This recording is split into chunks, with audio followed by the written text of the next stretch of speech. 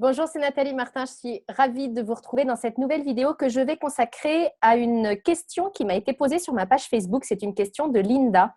En passant, un grand merci Linda pour votre question parce que moi, ça me permet de faire bénéficier de la réponse à toutes parce que je pense vraiment que les expériences des unes aident les expériences des autres. Et quand je lis vos questions, parce que vous êtes nombreuses à m'envoyer des questions, parfois je me sens vraiment appelée à vous répondre par l'intermédiaire d'une vidéo si la réponse est complexe et si je crois qu'elle peut profiter à tous. En fait, Linda, il y avait deux parties à sa question. La première partie qui s'est déroulée il y a quelques semaines, je crois, Linda, c'était sur est-ce que les médicaments, je pensais que c'était bon ou pas? Est-ce que je pensais que certaines personnes ne pourraient pas s'en sortir sans prendre de médicaments quand vous traversez une période difficile? Je crois profondément que ce que je crois à propos des médicaments n'a aucune espèce d'importance par rapport à votre propre expérience. Moi, je crois vraiment fondamentalement au fait que nous expérimentons des choses et que si mon expérience passe par prendre des médicaments pour éviter le pire parce que j'ai vraiment des pulsions qui peuvent être suicidaires, je pense que dans ce cadre-là, les médicaments peuvent vraiment être quelque chose qui évite le pire, encore une fois. Donc, je ne suis pas du tout dans la démarche de diaboliser et puis de dire c'est pas bien et de culpabiliser parce que vous allez prendre des médicaments ponctuellement. Chacune a son parcours, il n'y a pas de jugement à avoir par rapport à ça. Donc, je ne suis pas du tout pour le fait de diaboliser ça et en même temps, je ne suis pas pour le fait de le banaliser non plus.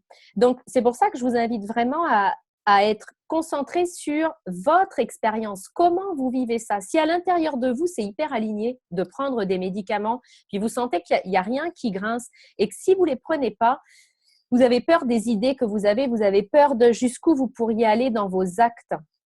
Si effectivement vous arrêtiez de les prendre, je pense que la question ne se pose même pas.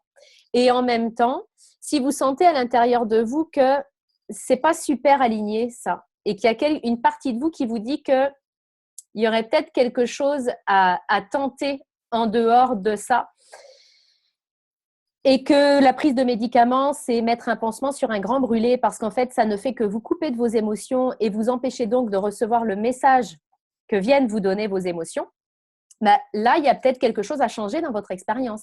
Il y a peut-être un processus à mettre pour tenter de faire en sorte de limiter les médicaments, voire même de les arrêter complètement. Donc, j'ai envie de répondre à votre question, Linda, d'une manière qui peut-être ne sera pas très satisfaisante pour une partie de vous parce qu'on adore quand on nous balance des solutions toutes faites et en même temps, j'y crois pas aux solutions toutes faites. Je pense qu'on tente toutes des choses, qu'on est sur la voie de l'expérimentation et que le seul moyen de savoir si ce que vous vivez vous correspond et est parfaitement aligné avec vous, c'est de voir comment vous vivez en ce moment. Puis, est-ce que le fait de prendre des médicaments, c'est très aligné avec vous? Est-ce que vous sentez que vous êtes en chemin pour vous en sortir ou est-ce que vous avez l'impression que c'est morne pleine depuis des jours, des mois ou des années, qu'il n'y a rien qui bouge trop et que ça vous ouvre davantage de frustration?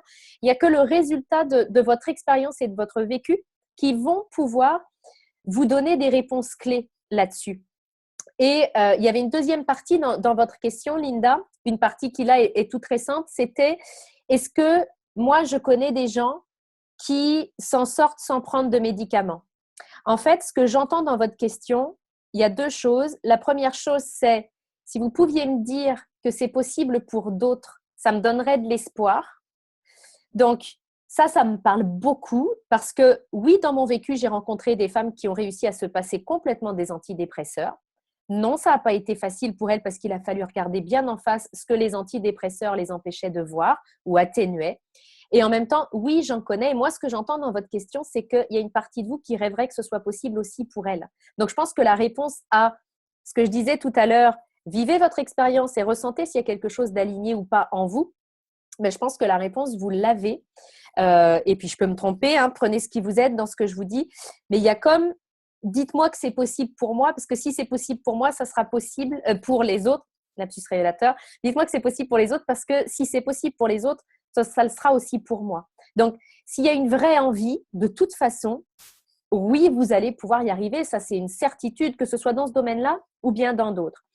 L'autre point que je vois par rapport à ça, c'est l'idée aussi il y avait un autre morceau dans votre question qui était est-ce que c'est normal ce que je vis? Et puis ça m'appelle vraiment à vous partager le fait que normal ou pas, on s'en fout. Ça, je vous l'ai déjà dit dans une vidéo et ça me tient vraiment à cœur parce qu'on a tout été élevés dans une espèce d'espoir de conformité, mais c'est la conformité qui nous tue. C'est la conformité qui fait de nous des femmes qui parfois sont complètement mortes à l'intérieur à force de ne pas être elles-mêmes et on n'est juste pas enterrées.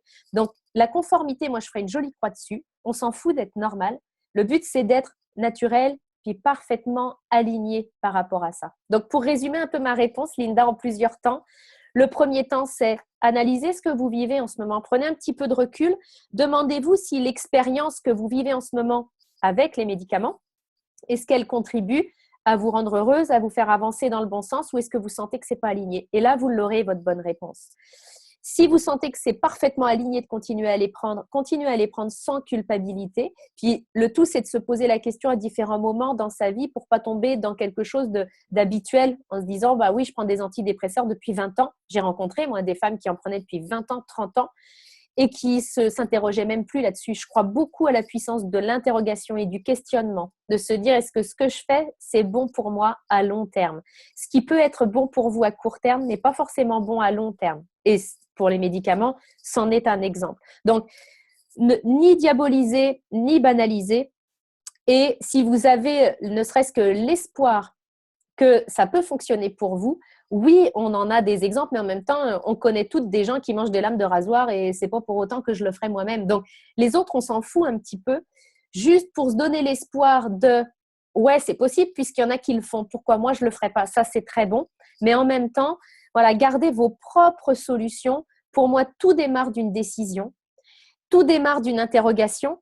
Vous vous êtes déjà interrogé. Il n'y a plus qu'un pas à franchir pour vraiment prendre une décision parce que quand elle est prise, on a la bonne information, on sait pourquoi on fait les choses, puis on va vraiment rentrer dans un processus de co-création. Donc, c'était ce que je voulais vous partager dans cette vidéo. Je suis convaincue que vous n'êtes pas la seule à vous poser ce type de questions, Linda. Donc, encore une fois, un grand merci d'avoir eu le courage de venir vers moi pour me poser cette question-là. J'espère que ma réponse vous aura aidé. Il n'y a jamais de jugement dans ce que je dis. C'est vraiment, je vous partage juste ce que je ressens. C'est pas la Bible, c'est pas la vérité, c'est juste la mienne là au moment où je vous parle. Et puis, si ça vous aide, tant mieux. Si vous avez le sentiment que ça vous aide pas, bah, déposez ça là et puis revenez-y peut-être un petit peu plus tard.